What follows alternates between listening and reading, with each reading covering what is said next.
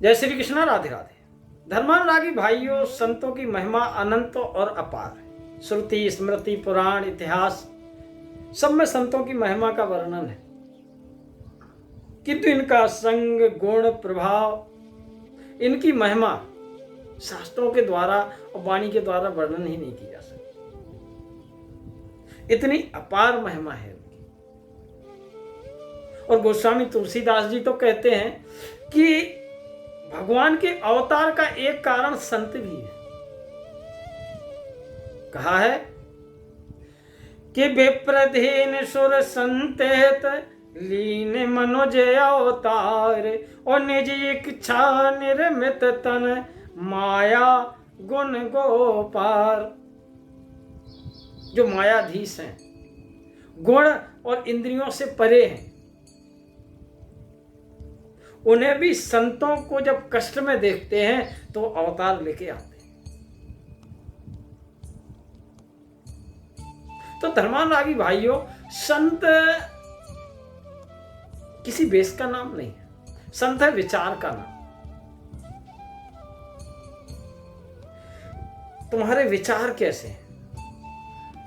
भेष अच्छा हो, अगर सुंदर के कई पेख भूलहि मूढ़ न चतुर नर। सुंदर के कई पेख भूलहि मूढ़ न चतुर नर, वचन सुधासम असंत है। मोर का बोलना कितना अच्छा है, वचन अमृत के समान है, कर्ण प्रिय है, लेकिन भोजन क्या करता है? क्या करता है? सांप। तो खाली बोलना अच्छा ना हो जिसका, इसका खान पान भी अच्छा। कई लोग बोलते बड़ा अच्छा है, लेकिन रसना से विष उगलते हैं और विष ही पान करते हैं। तो ऐसे नहीं। संतों की महिमा तो अलग ही है। स्वयं राघवेंद्र सरकार भरत जी से संतों की महिमा का बखान करते हैं। रामचरितमानस में तुलसीदास जी दर्शन कराते हैं कि संत किस तरह के होते हैं। स्वयं राघवेंद्र सरकार भरत जी से कहते हैं। बोले कैसे? तो बोले सुनो भरत, मैं संतों के लक्षण तुम्हें बता रहा हूं। कैसे हैं कि विषय अलंपट शील गुना कर, पर दुख दुख सुख सुख देखे पर। बोले विषयों में लिप्त नहीं होते। कहते बहुत हैं लोग, विषय विकार मिटाओ पाप हरो देवा, श्रद्धा भक्ति बढ़ाओ संतन की सेवा। तो भैया, अगर विषयों को मिटाना है तो पहले संतों की सेवा करो, और संतों के जब दर्शन करोगे, संतों की सेवा करोगे, तो उनका आचरण देख के विषय विकार अपने आप मिट जाए। तो संत क्या है? विषयों में लंपट नहीं होते, उन्हें कोई भी विषय आकर्षित नहीं करता है। शील और सद्गुणों की खान होते हैं, और उन्हें पराया दुख देखकर दुख होता है, और दूसरे को सुखी देख करके वो सुखी होते हैं। सब में सर्वत्र सब समय समता है। कहते हैं कि सुखी होए पर संपत देखी, और दुखी होए पर विपत्ति विषय। दूसरे को सुखी देख करके वो प्रसन्न होते हैं। अगर दूसरा सुखी है तो प्रसन्न है, अगर दूसरा दुख में है तो संतों को दुख होता है। तो राम जी आगे कहते हैं कि समय भूत रिपु विमद विरागी, और लोभा मरस हरस भय त्यागी। सब में सर्वत्र समता रखते हैं, उनके मन में उनका कोई शत्रु नहीं होता। क्यों? कि निज प्रभु में देखें जगत के सन करें विरोध। उनकी सर्वत्र भावना ये होती है, सब जगह प्रभु है, सबकी सेवा में वो प्रभु की सेवा देखते हैं। क्योंकि ईश्वर अंश जीव अविनाशी, सिया राम में सब जग जानी, ये भावना होती है उनकी। वासुदेव सर्वम, सब जगह भगवान के दर्शन करते हैं, तो उनका कोई शत्रु नहीं है। उमा जे राम चरण रत गत ममता मद क्रोध, और निज प्रभु मैं देखें जगत कहे सन करें विरोध। तो उनका कोई शत्रु नहीं होता है, और ऐसा करके उन्हें घमंड भी नहीं होता कि देखो हम कितने अच्छे। अगर घमंड हो गया तो संत नहीं, तो मत से रहित और वैराग्यवान हो। बीत राग भय क्रोधा मन मया माम उपाश्रिता। भगवान कृष्ण स्वयं गीता में कहते हैं कि जिनके राग भय क्रोध ये सब नष्ट हो गए, तथा लोभ क्रोध हर्ष और भय का त्याग किए हुए रहते हैं। भय तो उन्हें होगा ही नहीं किसी से, क्योंकि सब जगह प्रभु है। जब सब में प्रभु की भावना है तो भय किससे होगा। और जो कुछ उन्हें मिलता है उसमें प्रसन्न रहते हैं। सुखम दुखम समय कृत्वा लाभ अलाभो जय अजय। और उनका जो चित्त की सबसे बड़ी विशेषता है कि वज्र की तरह कठोर होता है और कमल की तरह कोमल होता है।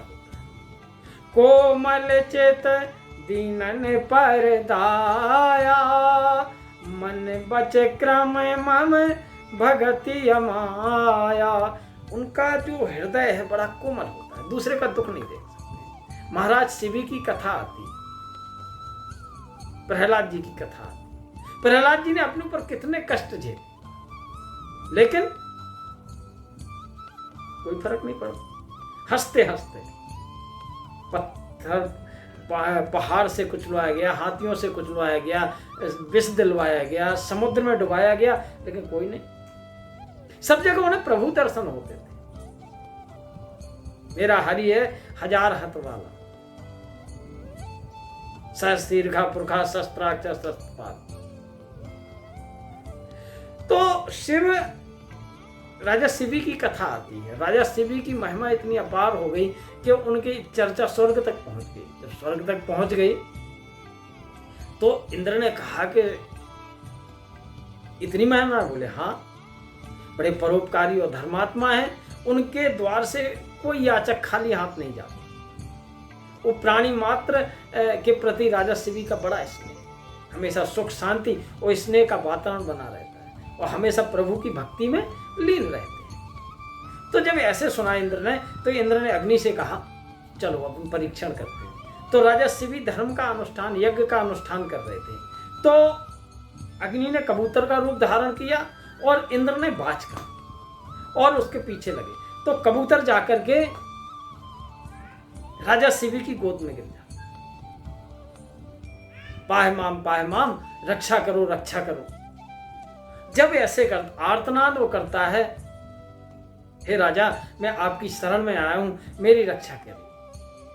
तो उसे बैठाते, उसके ऊपर प्रेम से हाथ फेरते हैं, संतावना देते हैं, उसको पानी वानी पिलाते हैं। तब तक पीछे से बाज रूपी इंद्र आ जाते हैं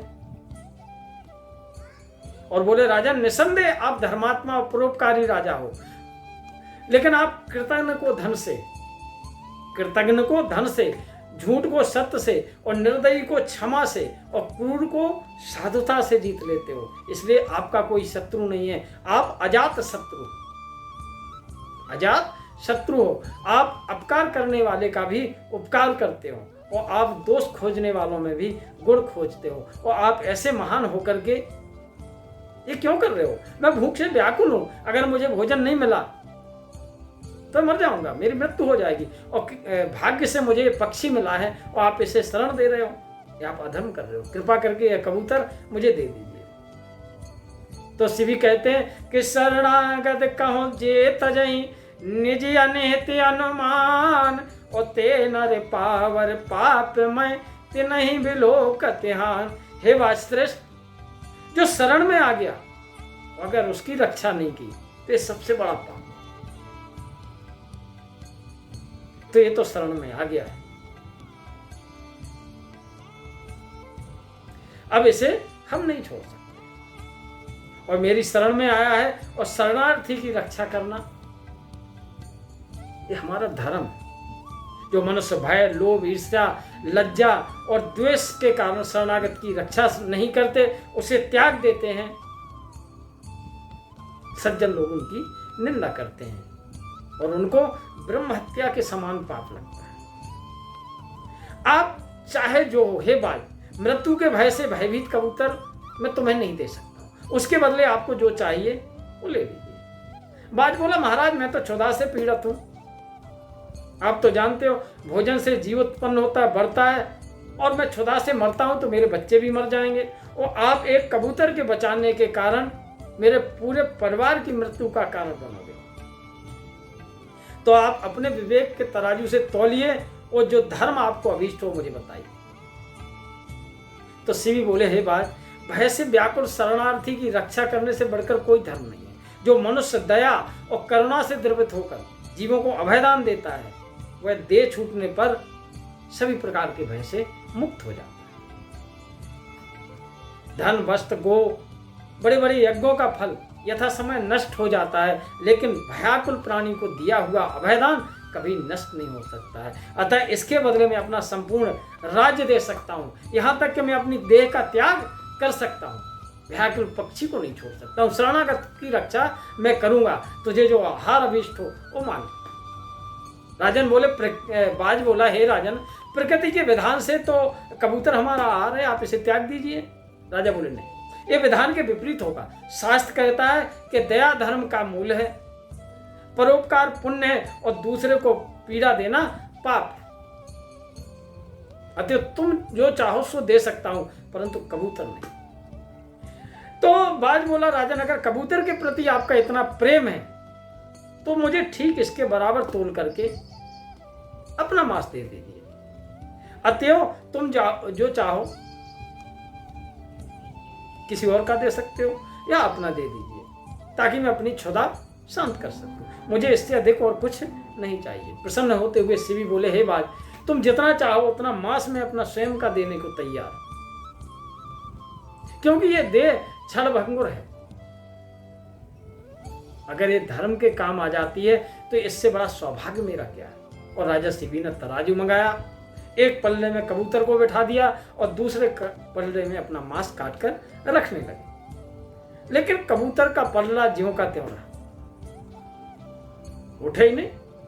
तो राजा शिवी स्वयं उस पल्ले पर बैठ गए और बोले, हे बाज, लो ये तुम्हारा आहार तुम्हारे सामने बैठा है। और जैसे ही शिवी महाराज वहां बैठे, वैसे ही उन्हें बाजों का स्वर सुनाई दिया, पुष्पों की वर्षा होने लगी। आकाश से बाजे बजने की धुन कैसे आ रही है? अतः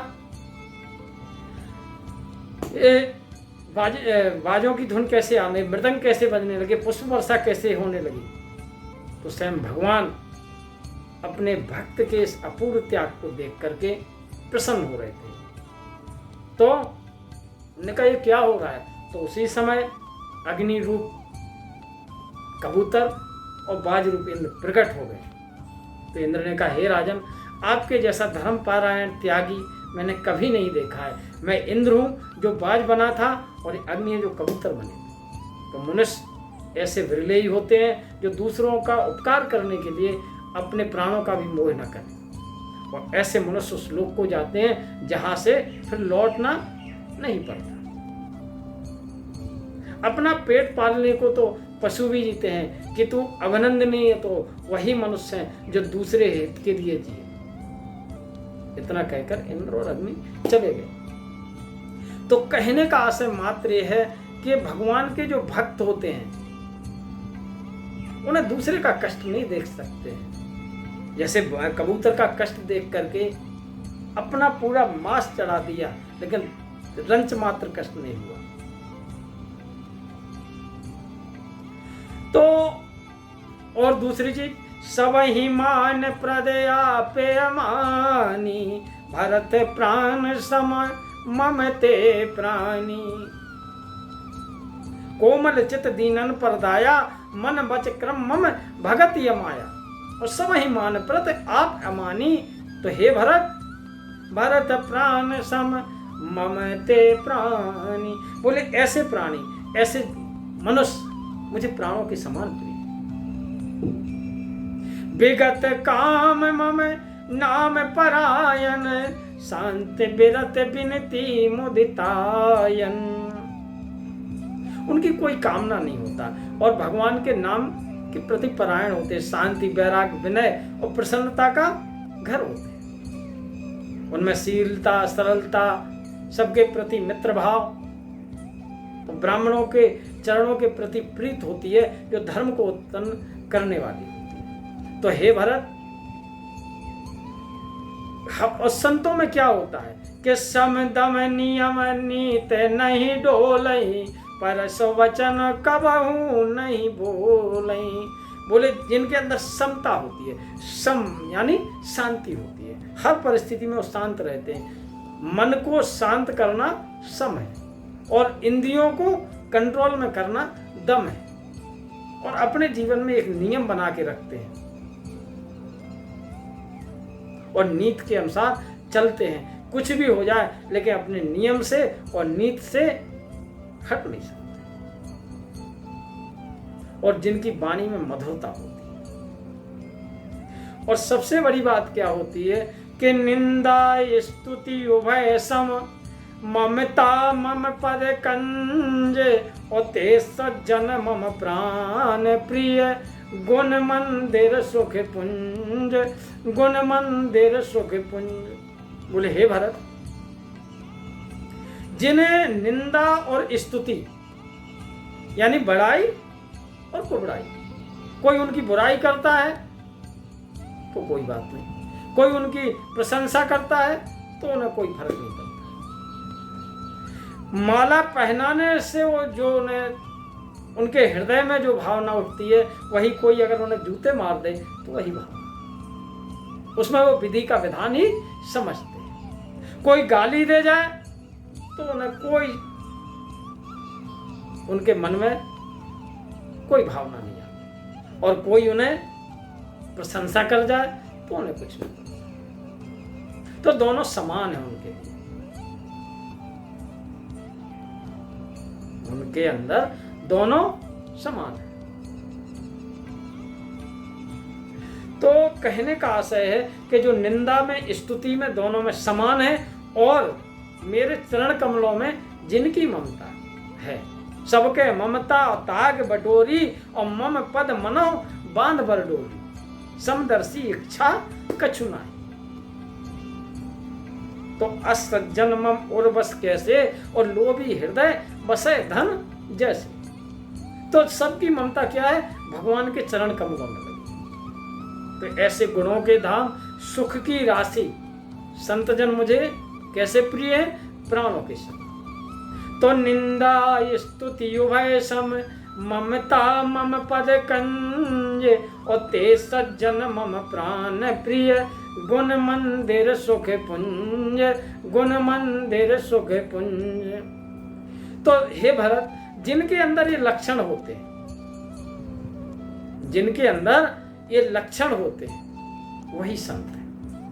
ये सब लक्षण बसही जासे, और जाने हो तात संत संतते फुर। कहने का आशय है कि इस तरह के जिनके अंदर लक्षण है वही संत है। तो ऐसे संतों की महिमा स्वयं रघुनाथ जी ने भरत जी को सुनाई। जय श्री कृष्ण। राधे।